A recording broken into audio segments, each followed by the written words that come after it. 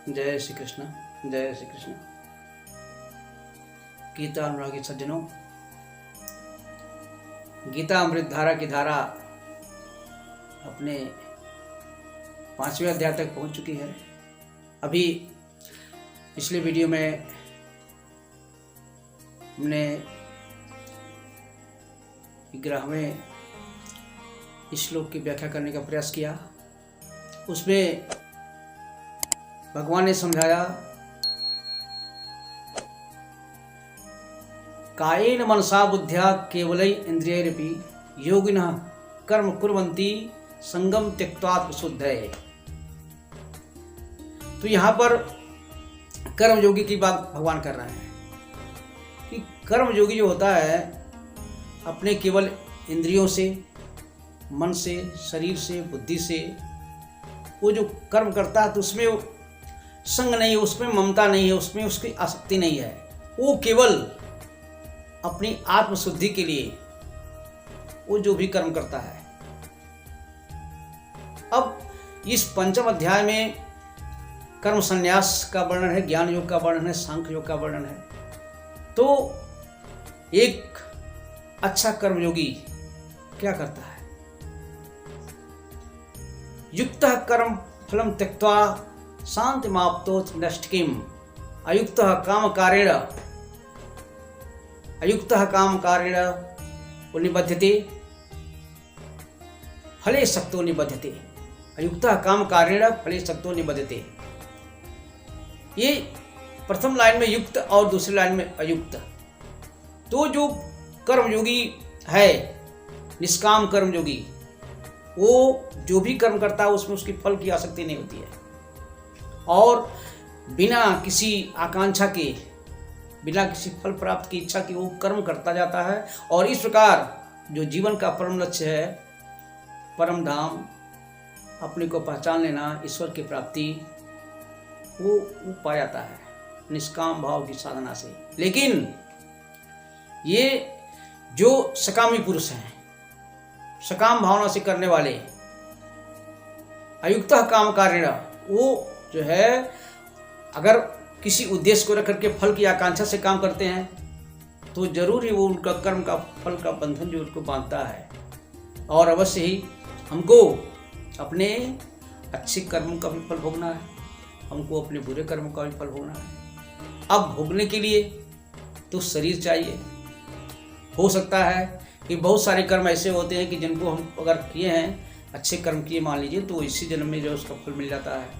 जैसे किसान मान लीजिए फसल बोया और उसकी फसल अच्छी हो गई तो उसने फसल का आनंद लिया।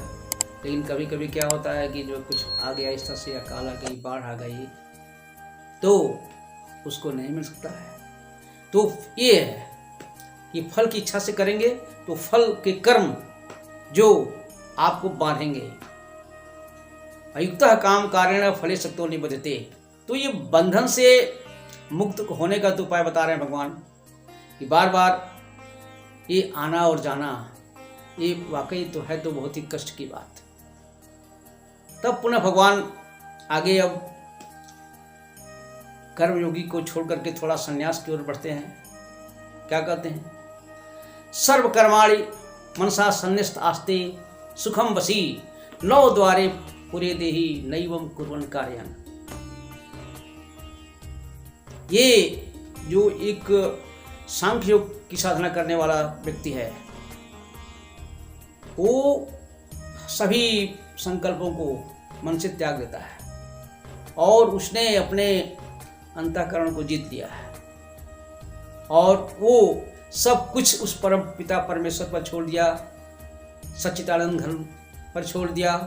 और भले ही वह जो है इस 9 द्वारों वाले पुर में रहता है। ये शरीर क्या है? इसमें 9 दरवाजे हैं। 9 दरवाजों के बीच एक जो उसका देही है वह रहता है, लेकिन उसको इसका नहीं है। एकदम से अपने मन को बस में करके कि सब कुछ क्रियाएं अपने आप हो रही हैं, इस तरह से जो है 9 द्वारे पूरे देही नहीं बनो। तो वो समझ रहा है कि न तो हम करते हैं न तो हम करवाते हैं। और इस प्रकार एकमात्र सच्चिदानंद परमात्मा में विश्वास करके वो अपना जीवन यापन करता है। अब इस पर भगवान क्या कहते हैं, वो व्यक्ति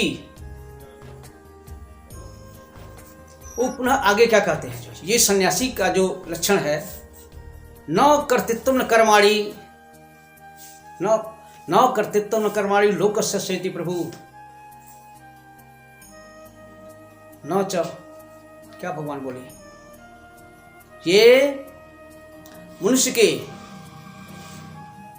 जीवन में ये कर्तापन और उनके कर्मों को ये भगवान नहीं सृजना करते हैं। भगवान से उसको कोई लेना देना नहीं है। न कर्मफल संयोगम स्वभावस्तु प्रवर्तते, और कर्मफल का संयोग क्या है ये भी नहीं, ये सारा एक तरह से स्वभाव जो है वो उसी का प्रतिफल हो रहा है। यहाँ पर बहुत बड़े स्वभाव, अपना भाव, आप किस भाव से अपना जीवन यापन करते हैं, इसमें परमात्मा का कुछ भी लेना देना नहीं है। मनुष्य अपने स्वभाव के वशीभूत करके जो है, और आप अच्छे कर्म करेंगे तो पक्का ही अच्छा ही होगा, बुरे कर्म करेंगे तो बुरा ही होगा। ना दत्ते कश्चित पापम ना चैव सुकृतिम विभु अज्ञानेन वृतम ज्ञानम तेन मोहयन्ति जन्तवः। भगवान किसी भी व्यक्ति के ये अच्छे कर्मों को न तो ग्रहण करते हैं, और पुनः भगवान किसी भी व्यक्ति के बुरे कर्मों को भी नहीं ग्रहण करते हैं। क्यों? ये सारा खेल क्या है, अज्ञान का है। अज्ञानेन आवृतम ज्ञानम तेन मोहयन्ति जन्तवः। सारे व्यक्ति जो है अज्ञान के वशीभूत हैं, मोहित हो रहे हैं।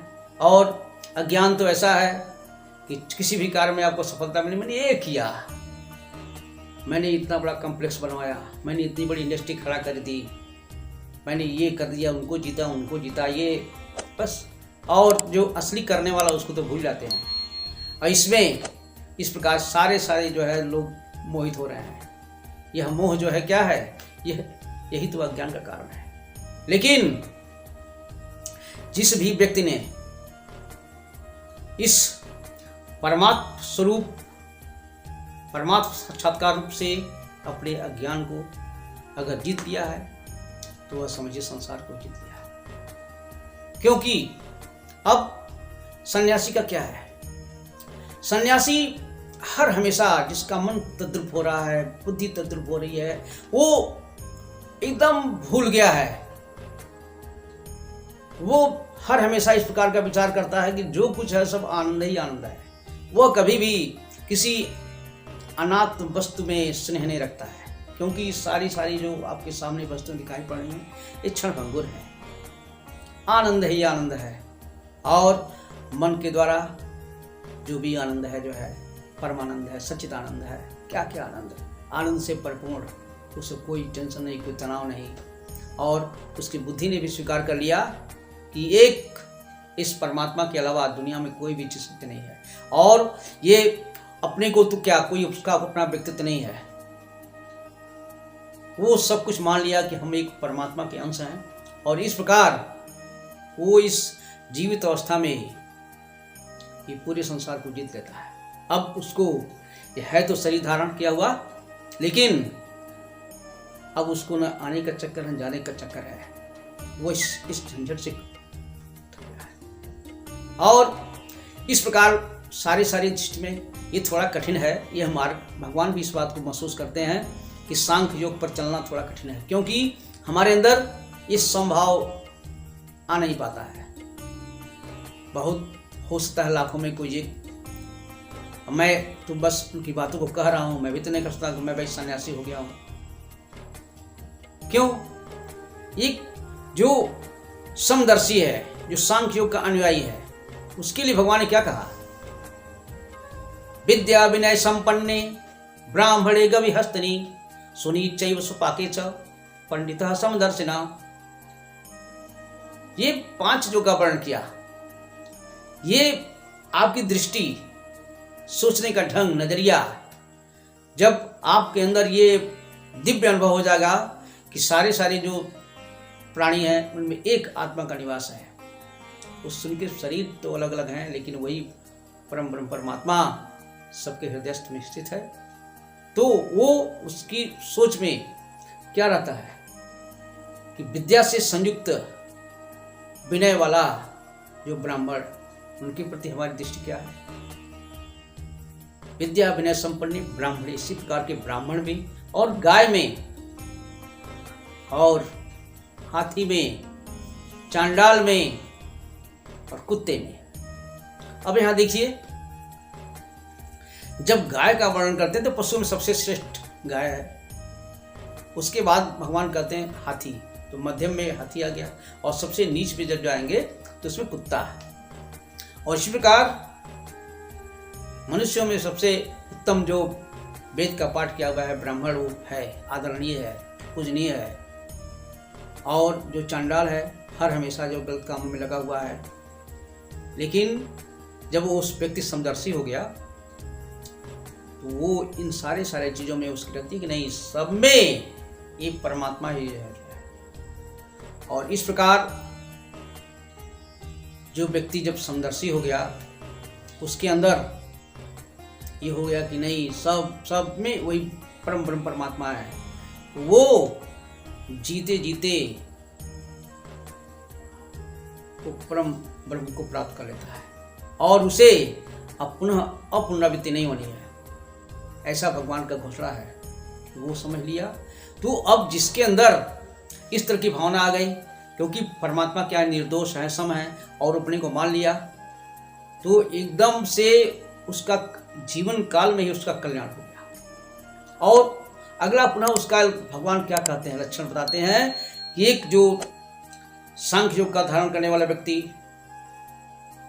जो ज्ञान युग मार्ग पर चलने वाला व्यक्ति, वो अपने मन को इतना साध लिया है कि उसको यदि प्रिय से प्रिय वस्तु उसको प्राप्त अगर हुई तो उसमें उसको बहुत ज्यादा प्रसन्नता नहीं होती है। प्रिय से प्रिय, प्रिय मतलब जो आपके अनुकूल हो, आपको जो अच्छी लगती हो, क्योंकि वो संन्यास के मार्ग पर चला हुआ है, वो शारीरिक बंधनों से एकदम वो मुक्त है। और उसी प्रकार ऐसी भी कोई चीज मिल गई जो उसको अप्रिय है, उसके मन लायक नहीं है, तो उसमें नहीं कि बहुत वो उद्विग्न हो गया।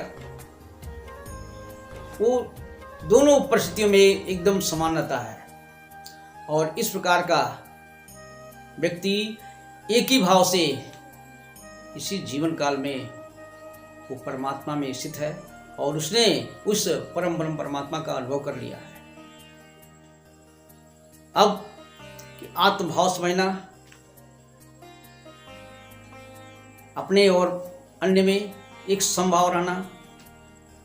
जब ये हो गया कि सब कुछ मैं कुछ नहीं कर रहा हूँ, सारी जो है क्रियाएं स्वतः हो रही हैं और हम ही ब्रह्म है, वो भी ब्रह्म है, तो इस प्रकार का ये मार्ग थोड़ा दुष्कर है। और इस पर अभी एक वीडियो हमारा और आएगा 29वें श्लोक तक, जो है आज 20वें श्लोक तक का मैंने जब प्रयास किया इसको समझने का, समझाने का। और अगर इस भारत भर में कोई भी सज्जन इस सुयोग का लाभ ले रहे होंगे तो हमको बड़ी प्रसन्नता होगी, क्योंकि गीता का एक एक श्लोक अगर कानों में पड़ गया, एक शब्द भी पड़ गए, तो हमारा जीवन पवित्र हो जाता है। और पुनः पुनः मेरा निवेदन रहेगा, इस गीतामृत धारा की धारा में जुड़िए, हमारे चैनल को सब्सक्राइब करिए, शेयर करिए, लाइक करिए, और आपकी प्रेरणा रहेगी तो पुनः पुनः हम मिलेंगे। आज के लिए धन्यवाद। जय श्री कृष्ण, जय श्री कृष्ण।